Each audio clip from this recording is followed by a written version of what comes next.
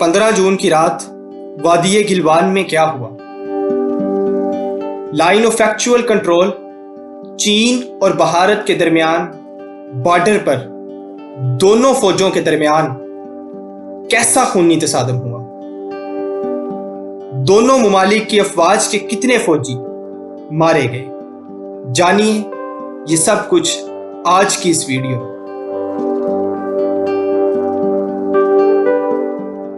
اگر آپ نے ابھی تک اس چینل کو سبسکرائب نہیں کیا تو اس چینل کو سبسکرائب کریں اور بیل آئیکن کو پریس کریں تاکہ ہماری ہر آنے والی ویڈیو آپ تک پہنچ سکے۔ بصورت دیگر ہمیں اپنی قیمتی رائے سے آگاہ کیجیے۔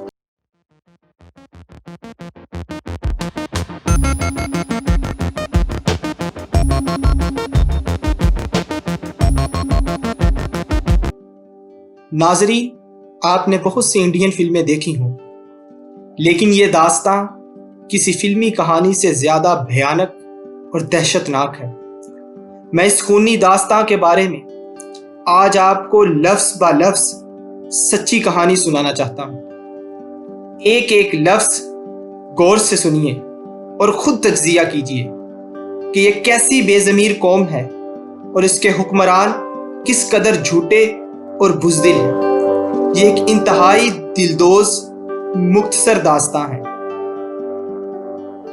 پیر اور منگل کی رات جو لڑائی ہوئی وہ تو چلو ایک جنگ جیسی کیفیت تھی، اور جنگ میں سب کچھ جائز ہوتا ہے، لیکن اس کے بعد جو کچھ ہوا وہ انتہائی عبرتناک اور رونگٹے کھڑے کر دینے والی کہانی ہے۔ اس کہانی کو سنانے سے پہلے میں چاہتا ہوں کہ آپ اس کے بارے میں تھوڑا سا پس منظر جان لیجیے۔ جیسا کہ آپ کے علم میں ہے کہ پچھلے دنوں چین نے بھارت کے علاقوں پر قبضہ کر کے انہیں چین میں شامل کر لیا تھا۔ انڈین فوجیوں کو دھکیل کر ان کی اپنی ہی سرزمین سے بہت پیچھے کر دیا گیا تھا، جب مقابلے میں بھارتی فوجی بینرز اٹھا کر چینی فوجیوں کو واپس جانے کی اپیل کرتے تھے، جسے چینی فوج نظر انداز کر دیتی تھی۔ سفارتی سطح پر بھی کوشش کی گئی، لیکن چین ٹس سے مس نہ ہوا۔ آخر میں 6 جون کو ایک اعلیٰ فوجی سطح کی فلیگ میٹنگ رکھی، جس پر انڈیا کو بہت امید تھی کہ بھارتی فوجی افسران اس میٹنگ کے دوران دھمکی سے چین سے کچھ علاقے چھڑا لیں گے، تاکہ مودی کی جو مٹی پلید ہو رہی تھی اس میں کچھ کمی ہو، کیونکہ بھارتی عوام سے مزید جھوٹ بولنا مشکل ہو رہا۔ ناظرین، 6 جون کو ہونے والی کور کمانڈر میٹنگ چین نے جان بوجھ کر اس جگہ پر رکھی جو زمین بھارت سے چھینی گئی تھی۔ بھارت کی طرف سے لیفٹیننٹ جنرل اس میٹنگ میں گیا تھا، جبکہ چین نے اس جونیئر جرنیل کو یعنی اپنے میجر جنرل کو میٹنگ میں بھیجا تھا۔ 7-8 گھنٹے تک جاری رہنے والی اس میٹنگ میں چینی فوج نے 1 انچ بھی جگہ نہ چھوڑنے کا ارادہ ظاہر کر دیا۔ بھارتی جرنیل ہزاروں نقشے لے کر گیا تھا اور چینی افسر کو سمجھانے کی کوشش کرتا رہا کہ جناب یہ ہمارا علاقہ ہے، اسے ہمیں واپس کر دیجیے، لیکن چینی افسر نے ایک نہ سنی، اور یوں یہ میٹنگ بنا کسی نتیجے کے ختم ہو گئی۔ البتہ ایک بات پر دونوں طرف سے اتفاق ہو گیا کہ دونوں فوجیں اس بارڈر سے 1 کلومیٹر پیچھے چلی جائیں گی۔ البتہ جو علاقے چین نے بھارت سے چھین لیے ہیں وہ واپس ہرگز نہیں کیے جائیں گے۔ چینی افسر نے اس بات سے اتفاق کر لیا کیونکہ اس سے کچھ فرق نہیں پڑتا تھا، جبکہ مودی حکومت اس بات کو بھی کیش کروانا چاہتی تھی۔ چنانچہ جب 2 روز بعد چینی فوج نے سامان اٹھا کر اور کیمپ اکھاڑ کر 1 کلومیٹر پیچھے ہٹنا شروع کیا تو پورے بھارتی چینل پر جیسے طوفان آ گیا ہو، اور اسے انڈیا کی عظیم کامیابی سمجھا گیا کہ چینی فوج آہستہ آہستہ پیچھے جانے لگی۔ اب چین ہماری چھینی ہوئی جگہ بھی واپس کر دے گا۔ یہ وقتی سا سیاسی موقع مودی سرکار نے عوام کو مطمئن کرنے کے لیے خوب استعمال کیا۔ موجودہ واقعہ سے 2 دن پہلے دہلی میں ایک بڑا اجلاس رکھا گیا،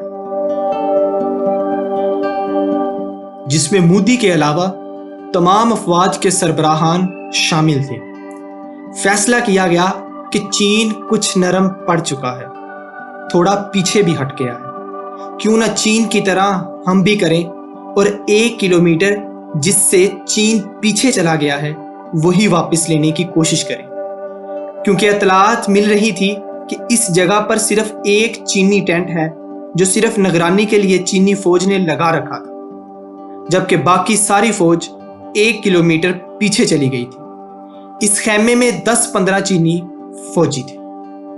بھارت نے منصوبہ بنایا کہ ایک کرنل کی سربراہی میں 200-300 کمانڈوز کو بھیجا جائے گا، وہ اس ٹینٹ کو اکھاڑ پھینکیں گے، اگر مٹھی بھر چینی فوجیوں نے مزاحمت کی تو ان کی ٹھکائی بھی کر دی جائے گی۔ اس ساری کارروائی کی ویڈیو بھی بنا لی جائے گی تاکہ اپوزیشن کا منہ بند کیا جا سکے، عوام کو بھی ویڈیو دکھا کر مورال بلند کیا جائے گا۔ ہو سکا تو اس سین کو کسی بھارتی فلم میں بھی ڈال دیا جائے۔ گلوان وادی کے پاس جہاں چینی فوج کا ایک ٹینٹ لگا ہوا تھا، پہلے یہ علاقہ بھارت کے پاس تھا۔ یہ دریائے گلوان کے کنارے پر واقع ہے۔ اسے بھارتی فوج پیٹرول 14 کہتی تھی۔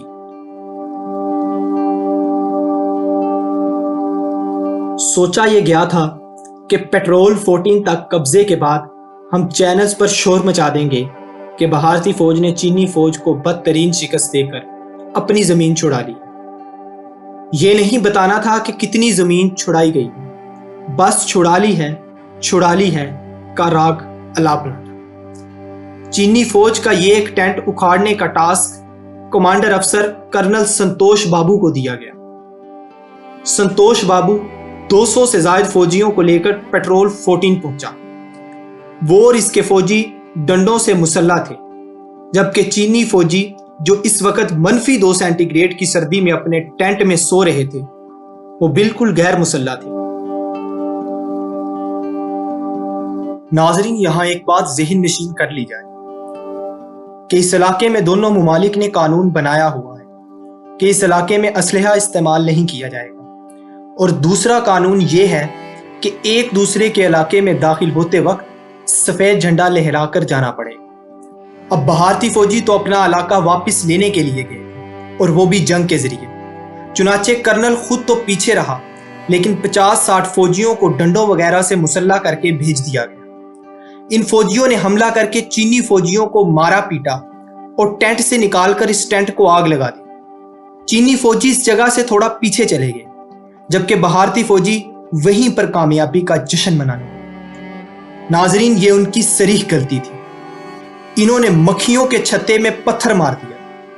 اب ان کو وہاں سے یا تو بھاگ جانا چاہیے تھا یا پھر مزید بھاری تعداد میں فوج منگوا کر اپنا قبضہ پکا کر لینا چاہیے تھا، لیکن انہوں نے ایسا نہیں کیا، بلکہ جو پیچھے کرنل کے ساتھ فوجی رہ گئے تھے وہ بھی فتح کا جشن منانے لگے۔ پیٹرول 14 کے مقام پر پہنچ گئے۔ اب وہاں سے 200 سے زائد بھارتی فوجی جشن منا رہے تھے۔ بھارت میں مودی کو بتا دیا گیا تھا کہ فوج نے زبردست کامیابی حاصل کر لی۔